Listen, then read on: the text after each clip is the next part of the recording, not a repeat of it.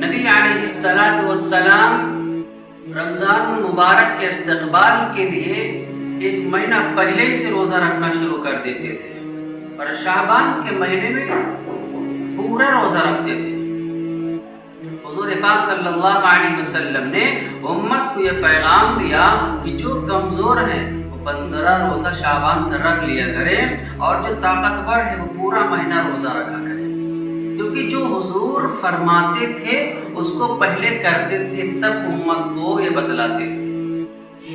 حضور پاک صلی اللہ علیہ وسلم نے بڑی محنت کی ہے شعبان کے مہینے میں، یعنی رمضان کی تیاری میں لگے رہتے تھے۔ رمضان کی آمد ہے، رمضان کا استقبال کرنے کے لیے حضور پاک صلی اللہ علیہ وسلم پہلے سے تیاری شروع کر دیا کرتے تھے۔ اور سب سے بڑی اہم چیز یہ ہے کہ اللہ تعالیٰ نے آپ کو رمضان مبارک جیسا تحفہ نوازا ہے، اور سب سے بڑا بابرکت مہینہ اللہ تبارک و تعالیٰ نے رمضان مبارک کا مہینہ عطا فرمایا ہے۔ یہ رمضان مبارک کا مہینہ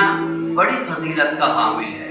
اس میں بڑی برکتیں ہوتی ہیں۔ اللہ تبارک و تعالیٰ رزق کے دروازے کھول دیتے ہیں، برکت کے دروازے کھول دیتے ہیں، مصیبتوں کے دروازے بند کر دیتے ہیں، شیطانوں اور جن کو اللہ تبارک و تعالیٰ بند کر دیتے ہیں، ان کو مضبوطی کے ساتھ ہتھکڑی لگا دیتے ہیں۔ تو سب سے بڑی عبادت رمضان مبارک میں وہ روزہ ہے۔ نمبر 2، دوسری سب سے بڑی عبادت تراویح ہے، اور تیسری سب سے بڑی نشانی یہ ہے، سب سے بڑی چیز یہ ہے کہ ہم کو گناہ سے دور رہنا ہے۔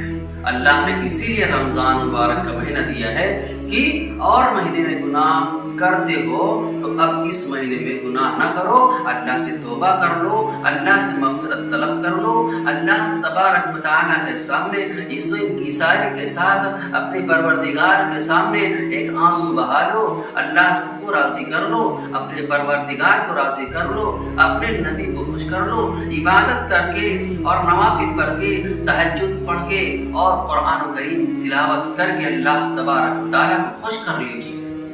برکت والا مہینہ ہے، یہ فضیلت مہینہ ہے، یہ محترم مہینہ ہے، یہ جیسا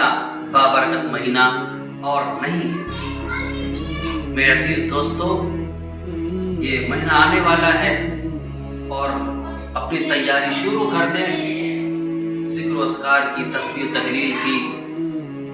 تہجد، اشراق، اوابین اور قرآن کریم کی تلاوت، نفل،